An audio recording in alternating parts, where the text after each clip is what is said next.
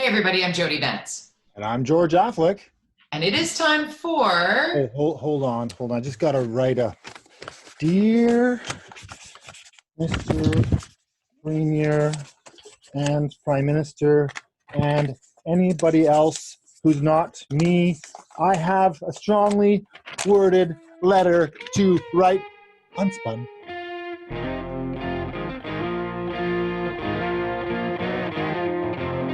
Oh my God. I'm feeling you, buddy. I'm feeling you. What is going on? Okay, so it's Thursday when we record UnSpun. This we know. Thursdays have been days for press briefings from Mayor Kennedy Stewart.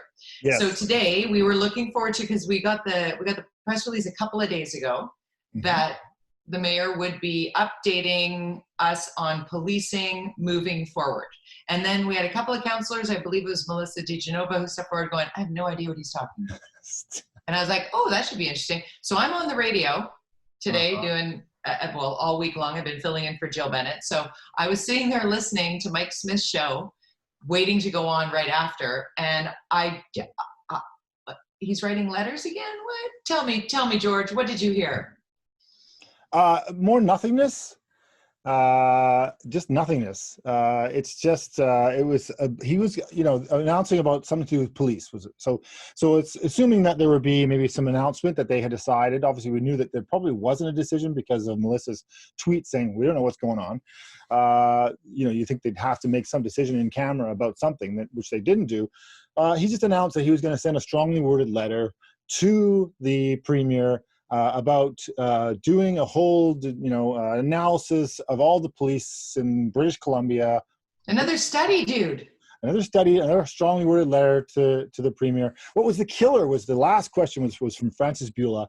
And she said, well, have you, talked to the premier about this, before you wrote the letter? Well, no, I haven't. He didn't talk to the premier, give him a heads up or just say, hey, dude, you're a leader, I'm a leader, let's get all the leaders together and have and think about this. Obviously it's a hot button issue, the policing across North America, around the world. People are questioning the way police are behaving potentially in many communities, and it's a good question. Are we could we change the procedures or change the way we police? It's a good question. But what I would have rather have seen is the mayor taking a leadership role with the premier together, maybe a representative from the federal government or the RCMP, maybe other mayors from like Port Moody who have a police force, Delta, the North.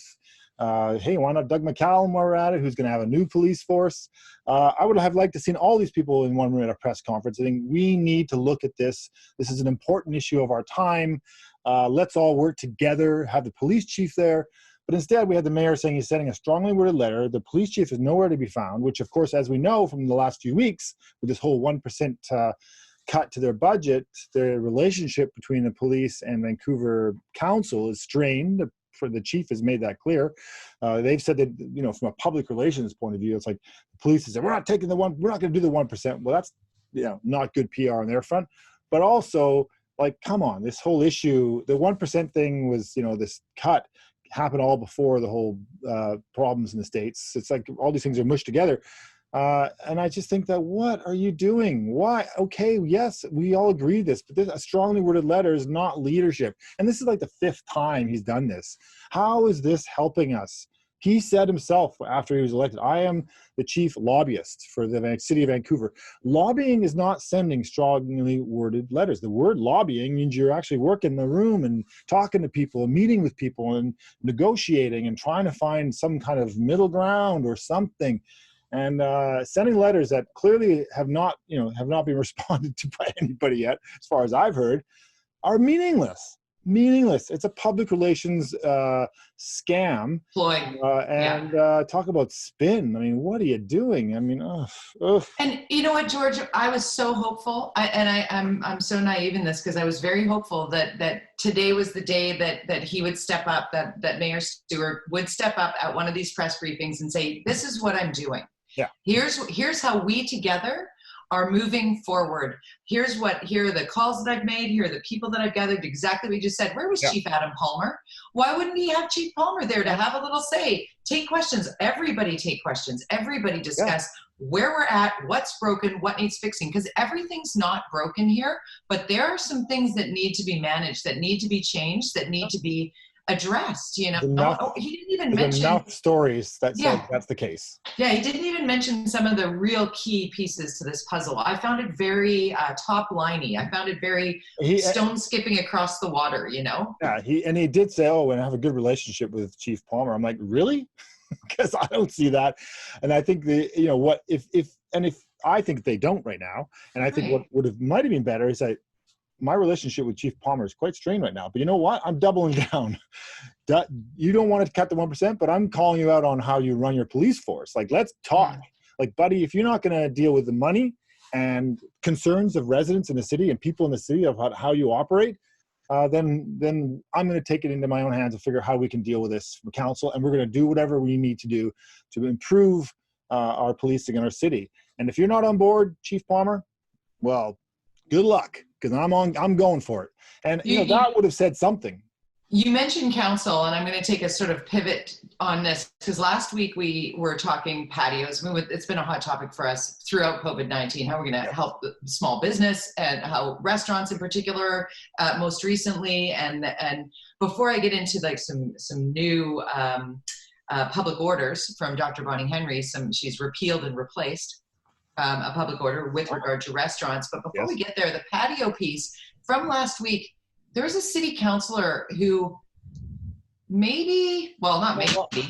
have recused himself from a vote. What? Well, there was a vote about the whole patio, thing, which we're very supportive of, and approval process, and speed up the process of having patios on city land. So the motion that went through on council was seconded by Mike Weeb, who owns a restaurant called 8.5. I think it's called, around the corner from my office. And so that's concerning on the one hand, because generally there's the conflict of interest, and there's the procedural bylaws, or the regulations in the city are fairly clear as far as how you are supposed to behave. And the rules are, if there is any perceived conflict, or if there's a conflict, and if there's monetary gain is the worst, then you absolutely should excuse yourself from the vote. Well, not only did he not do that, he also was the seconder on the motion. The worse was that they approved the first 14 restaurants. His was one of the first 14. And I'm not saying Mike is guilty and there's some nefarious thing going on here. It's the appearance of it, though. You know this the as a optics journalist. Are brutal. As a journalist, the first rule of journalism is the perception of bias. Like, this is something that doesn't matter if you're guilty or not. It's the perception, and therefore you become tainted by that perception. So people assume you're guilty. You're at a higher standard in journalism, and you're at a higher standard in politics politics that you are required to follow because of the this perception that you can have influence. And so the perception now is that he got fast tracked, which of course he probably didn't. It's just probably luck. But that's bad enough. What's worse to me is that they are not, nobody in office right now, nobody in that council, nobody has asked for his apology. There's a single censure where if you don't follow the bylaws and the rules of how you're supposed to behave, you file a complaint, and then it goes through a whole process. A third party reviews it, and they decide whether or not the person was in conflict. And then you are given what you're supposed to do. You don't lose your seat or anything. Usually it's just you apologize publicly. I'm sorry, I didn't realize. And maybe approve the next guy on the list and say, I'll wait till we've got this all sorted. Like, come on. I know. And so they just let it fly. They just let it. And I know, I can't think of a more obvious perceived conflict of interest than in my memory of council. Then a patio approved in the first round during a pandemic when restaurants are collapsing. Yeah, for a guy that would fit. This isn't just like, oh, I got an extra parking spot, on any other day of the week, which would still be a conflict, by the way. But this is more, when I first heard this, I was kind of blown away. And when I was like, well, maybe he didn't see it coming or whatever, but he seconded the motion. Yeah, and it's just so I'm disappointed in Councillor Weeb. I'm disappointed in the council itself for not pursuing this, and because cynicism to government is already, terribly high. Oh, yeah. So this just adds to that cynicism in my mind. And, You know I what, though? would say You that just for set me him. up. You just set me up perfectly, because cynicism in government is not happening in Delta. And I'm going to plug my column. Here's the middle right here. I interviewed Dylan Kruger, who's a Delta councillor, who was actually the youngest ever councillor elected. He's a really cool guy. I had a chat with him. It was really funny. He's got a great sense of humor. You can see where I kind of, I wrote about how I maybe put a little bit of an inappropriate joke. I had you in mind. It's in the column, but go to the orca.ca and read the column, or catch us anywhere you get your podcasts, or no, not podcasts, the column. Go to the orca.ca. UnSpun is the podcast. Long day, George. Sign up for the email. Sign up for the email. Sign up for the fin. That's where I'm going. You got to do it. You got to do it. But you read my column about what Delta's doing. Basically, Delta's using common sense. They are proactively going out to small business, restaurants, local businesses, and saying, what do you need? What makes the most sense here for you? And then saying, let's get to yes. I'm sorry, let's do it. This is what? This is government? I know. And so that's kind of what I said. Insert brain exploding emoji. But the interesting piece was, I'm like, okay, so what's the pushback been like? Like, what's been the negative? And he's like, zero, not even a call, nothing. Everybody loves it. We might do this post-pandemic. And okay, so rip a page out of that. Like, let's kind of, I'm gonna draw that line to the federal. Like what's been done with the CERB. There are a lot of people who are collecting the CERB that shouldn't. We'll deal with them later, because we need to help the people now. Patios need to happen like the CERB happens, right? You just let the restaurateurs do what, within the guidelines, do what they need to do to get this done. And Delta is doing that. So there's an urgent, who knows, it could happen today. There's an urgent Vancouver Council meeting on patios. Hopefully Vancouver can get on board with that. But there's a lot going on. Yes, Lisa brought back the other motion. I think she's wants to look at the motion she said no to last week about public places, and I repeal and replace. Something you and I have been talking about, because the park board is dilly-dallying, as my mom would always say. Oh, you dilly-dallying. On Dave to say, "Oh, waiting for that report to come back." I'm like, "Oh my God, you've been waiting 2 years for that report. This is so easy." It's such a waste of money. It's just like, just let the part, like, come on. And so, yeah, I think it's great. I mean, I literally give me some masking tape. I could walk down every street and say, okay, here's your space. If that's what they're doing in Delta, that sounds awesome. I mean, come on, this is, we're in a crisis, and restaurants are in a very specific financial crisis, as are a lot of small businesses. And, this is the kinds of things we need to do. And I think actually that kind of stuff, of any positive that comes out of this, these are the kinds of things that shows you how government should, the kind of stuff they're doing in Delta, how quickly government can move if it chooses to. It just needs to choose to do it. They need to choose to drop the bureaucracy. And one of the things that I've loved about how British Columbia has handled the COVID-19 crisis, it's no secret that I'm a huge Dr. Bonnie Henry fan. In her clarity and honesty and forthright delivery of facts and issues, and she's very open. Every question she's like, well, yeah, no, this, that, blah, whatever it is. And today she repealed and replaced the public health order with regard to restaurants. Very good news. I actually ended up talking to Ian Tostinson, our good friend at the BC Restaurant and Food Services Association, about this repeal and replace. And I've got some details here, and it's interesting. Basically what she said is we're updating our orders based on experience. So where we're at, another day with no deaths. We had 14 new test positive cases here. It seems like BC is doing extraordinarily well while we're looking south of the border, and they just hit 2 million cases. And that's if you believe that everybody's counting right. We're doing well here. So the ones we know of. The ones we know of. That exactly. So patios are a big part of what this new order is, because instead of having a 50% capacity for restaurants, Dr. Bonnie Henry's order now says that restaurants need to identify a safe number, a capacity number that follows all the health orders. You have to be 2 meters apart from table to table. No parties greater than 6 at one table. If your restaurant is booths, you need hard plexiglass in between each booth, and there needs to be distance.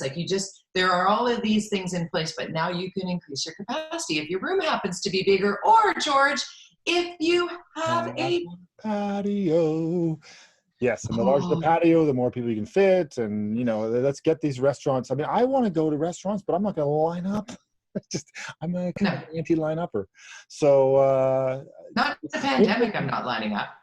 Yeah, well, I mean, it's just there's lineups for everything these days. But I just think that let's give them the ability to succeed. No, for a restaurant when I can eat at home. That's my thing. Like I'm not going to do. Well, you live with a chef, for God's sake. I do. That's true. But I would line up at the drugstore. I'll line up at the grocery store, and I am. But I'm not going to line up to sit inside a restaurant. But if there's lots of room in the patio, I'll be like, yeah, let me order, let me help, let me tip 25%, and let me get the heck out of here so you can turn the table.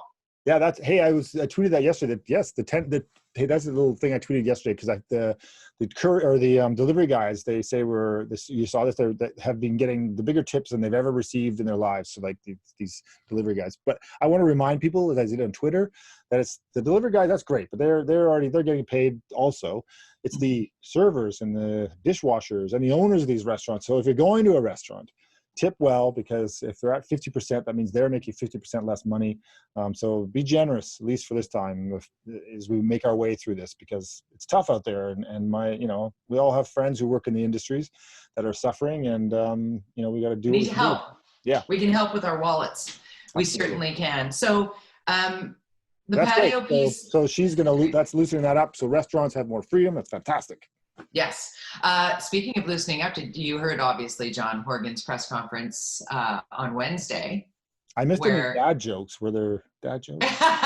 There were some dad jokes. You know what though? He had lots of good news for the sports fan, particularly amateur sports, because you know what? He said that by Friday the 12th, so depending on when you're watching this, it could be already happening. Kids might be back on the soccer pitch. Yeah. Little League Baseball is going to be able to come back, albeit with... As a parent, it's like... Please keep my kids busy. My youngest is, he's not very sporty, but I know parents who are totally into sports, and that's a huge miss. Yeah. I'm in. And this would have been the last year for Little League for my son, so he was really looking forward to it. And now it looks like he might even get some of it, a little bit of it. But for those of us who love the big leagues, the majors, if you will, the NHL, Dr. Bonnie Henry, and... I mean, we talked about this, so we thought a couple weeks ago, there's no way it's going to be Vancouver. I thought, no way. No way. No way. But now the rumor is we're in the running. Well, it's not even a rumor. We are in the running. And here's the dealio. This is what John Horgan said yesterday or Wednesday about, Dr. Bonnie Henry has signed off that we can go back to the NHL and offer up Vancouver as a possible hub city for an abbreviated form of NHL playoffs. Right. And then today, on Thursday, at the 3:00 briefing, Dr. Bonnie Henry sort of went over it.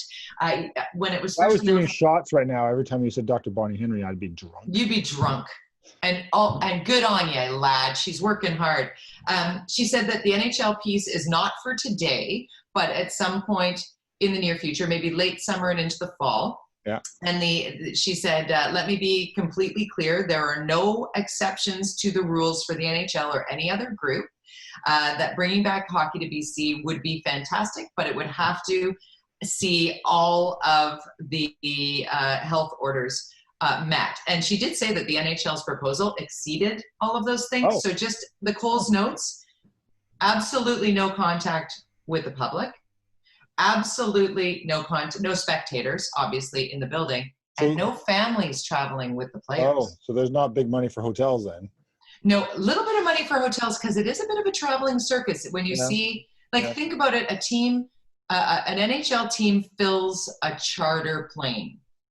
So that's 300-400 people per. Yeah, so you got to take the media out of that. So you should probably take like 20 people, maybe a few more off that. But there are a lot of bells and whistles. Are all the teams going to come at the same time and all be here at the same time? Well, that's the way it would go because there'd be hub cities, right? How many teams are there? Oh, I see. There were hub cities. Okay. Hub cities. So they're trying to do one in the East Conference and one in the West Conference, and then the teams all play in that one location, and then they play each other based on elimination. It's much more complex than that, but I'm simplifying just for the sake of. But each team would then have to travel as a bubble. That team stays within their bubble at the hotel. So they stay within their bubble at the rink. The 2-week rule then doesn't apply because they're not associating with anybody. Exactly. So the whole thing has to be in a bubble. So some of the possibilities here, as you mentioned, are it could really help a little bit in our hotels and restaurants, putting some people to work. And here's them, like those shots of the city from above when they were going to the game. That's good advertising. That's good. That's what we need. More people come in here. That's what we need. Well, Eventually, eventually, just not now. Allowed. Well, I did speak with Eric McCormick. You know Will from Will and Grace. Yeah. He's doing the Plaid for Dad thing for prostate cancer. Actually, just so you can write it down in your calendar, on June 19th, Friday before Father's Day, you wear plaid, you take a picture of yourself wearing plaid, you put it on social media, hashtag Plaid for Dad, and their sponsors give like $5 for every picture that's posted. So think about how much money could be raised here if we all got on board. So I was talking to him about it, and I just assumed that Eric's a hockey fan. He's not. Really? That was one of the funniest pieces. But what he did say to me is how living in Los Angeles right now and being a Toronto boy who spent a large chunk of his life living here in Vancouver, and shooting in Vancouver, said, I just can't wait to come back home. Like, we're looking at Canada right now and saying how well, particularly British Columbia, is doing with regard to managing the pandemic. They got pandemic. They got Trump. If you're, where you stand on Trump, and you and I talk about Trump, and we have our viewers, listeners who hate it when we talk about Trump. But from a spin point of view, I'm always thinking about, okay, what is he up to? And as far as, it just doesn't matter where a politician's based. I mean, the strategy that you can see unfolding with Trump, in my mind, is really he's trying to push Biden to the left to a point where he's, he hasn't bitten yet, but bites into the extreme left, the Bernie Sanders people, which then gives him the ability to, get that middle voter confused, like they were last time. There was a confusion, they didn't show up, or which is always, you want your competitions, people not to show up. So in an election, if you think that it's always good to have them think they're winning. The best example in BC was Christy Clark versus Adrian Dix. Adrian Dix in 2013. Everybody thought he was a shoo-in. The NDP people didn't show up to vote, and guess who won? So I think there's a bit of that going on with Trump. He's trying to make that push the Democrats further to the left as they can. But also, I was watching, I think it was Colbert, or I can't remember. This is Michael Moore's theory about, that Trump is not going to allow the election to happen this fall. That he's building up this whole thing to try and say and using. And I'm not saying this is true. I'm just bringing this as a concept. I know you scare me, but I'm listening. The COVID stuff and letting it go somewhat rampant. They don't hold the press conferences anymore at the White House. They don't do much at all from the Washington about COVID. They are letting the states figure it all out. And of course, we see all the states opening up. We see the numbers going up again in the states.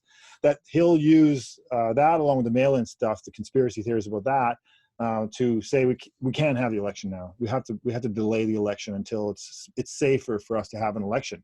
And when would that be? Like 2024? How far along does he punt this? And that's the push that he's doing, and that's the theories that are happening now. And those are interesting theories. And I think when you talk about spinning if he's using COVID, talk about spin. Holy man, that is big. I've been talking to Reggie Cicchini, our global national correspondent in Washington, D.C. I've been doing like a check-in with Cicchini every day. And some days I'm like, what am I going to talk about? And then all I have to do is check what's trending, and Trump is inevitably trending. And then I have to talk to Reggie about what's happening now. And it's what's interesting, and what Reggie said to me today when we spoke, because there was the primary in Georgia, that the voting was just a mess, because during a pandemic, it's hard to get people to run those polling stations. And so there are remarkably fewer, which leads to epic lines. Can you imagine standing in line for 6 hours to vote? That's the reality.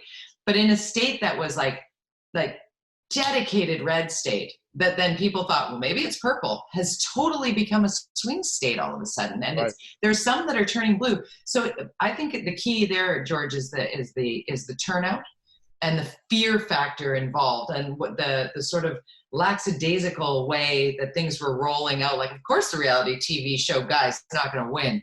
in 2016 that left a lot of Democrats sitting on their Biden hands. is so far ahead right now, like 12 points ahead. And again, it doesn't matter if it's we're talking Trump, Biden, Christy Clark versus, it's this kind of approach to politics is strategic in that you don't want to be too far ahead. You don't want to peak too soon in politics, because that's what happened with Adrian Dix. And then suddenly something happened. You think about these things that suddenly, like I think it was the weather, his flip-flop with Adrian Dix on the issue of the pipeline, I think up north, right? And then they did the weather vane ad, and everything changed for him. There was enough just a week before the election to really. The same thing happened to Ken Sim in Vancouver when he ran for mayor. He went in a lineup, got caught in a lineup for a book signing for a well-known entrepreneur who was very vision supportive. And Ken Sim was a very, and suddenly you could see enough people said, I'm not going to vote for the next, for another Gregor Robertson. Or enough people went, you know what, instead of that, I'll go Shauna Sylvester. Exactly. Similar. Only right? 900 votes. And that was just enough. So 2 things I want to get to before we wrap up here, and we're short on time. Number one, and I'm not sure, because you've been working hard all day. You're back in the office. I see the UnSpun background. Do you see my plant? Yes, your nice plant. That's for Keith Baldry. Are we gonna? Oh, this is that competition or whatever it is. Room rating. No, I've never been room rated, but I'm just. Well, how can I lose? I mean, this is the best room you could possibly. I mean, UnSpun. Come on, I want it to win. It's true. We've been so busy, but this week, honestly, George, nothing has lit up my work email address like the Stanley Park discussion has, and that big park board meeting on Monday. Oh, the bike lane. Right? That they're not opening the park to cars because they're going to actually build out the separated bike lane first. Like, open the park. That's not. I mean, they're going to keep one lane closed. But they're not opening the park to cars until they've separated the bike lane. Yeah, I know. And John and Trisha were pretty out because the motion was a bit all over the map, and going to be consultation down the road. This is a test, and blah blah blah. It's a tricky one for sure. And I've had the conversation, and I've ridden it, and it's really quite nice to ride that, especially when you're going down the hill on one side, going up that other one. But I actually kind of riding around on the seawall. Yeah, it's a lot of forest riding in this new route as opposed to on the seawall. So I don't know. It's definitely a wedge issue in politics. Talk about, this is the kind of thing, the bike versus car versus here we go again. We talked about this last week. But I have a question for you. Somebody brought up, actually a number of people brought up. Yes. If you only have one lane, and there's a horse carriage and a lineup of cars and whatever that are doing the little drive around, and all of a sudden there's an emergency at the beach in the park, how do you get the ambulance there? How do you get the fire truck there in a fire if there's a lineup of slow-moving vehicles and a separated bike lane? I'm down. Paint one lane green, man. Make it quieted. Yeah, I think you can keep it simple. But keep it simple. Like, keep it simple so that if you need to, you can get through that park. I think that's like. And for 10 months of the year, there's not a ton of traffic in the park. Exactly. There's car traffic. And nor will there be cyclists in November and December. Yeah. So anyway, it passed because of the board makeup, and we're getting a major separated bike lane in the park. That will probably. I cannot believe the people who were attacking Trisha Barker on Twitter, and I'm going to tell anybody who's watching. The bike, you got to just kind of, you picked the wrong Buddhist, though. I mean, the woman spends her time taking care of terminally ill people and people with disabilities, and you're attacking her on Twitter for her part-time. Lovely person, but this is a wedge issue, and that when you go on those issues that are really, really, there's either us versus them. It's like divide and conquer kind of world. There's no reasoning with sometimes either side. You hope to get to the middle eventually, and that's kind of what the goal is. But the decision to move forward quicker than is normal, and is it something that should be a priority right now? No, it should not. Yeah. Thank you. Where are we finding you on Twitter, man? George _ Affleck. I'm at Jody Vance. You can come at me instead of Trisha Barker. You can just come at me with your strong arm tactics. On the other hand, I'm very sensitive, so please. That's right. Hey, always stay tuned to UnSpun Podcast. Always read the Orca. Sign up for the Fin and check out my middle at theorca.ca. That's all the time we got, George. Say goodbye. Bye.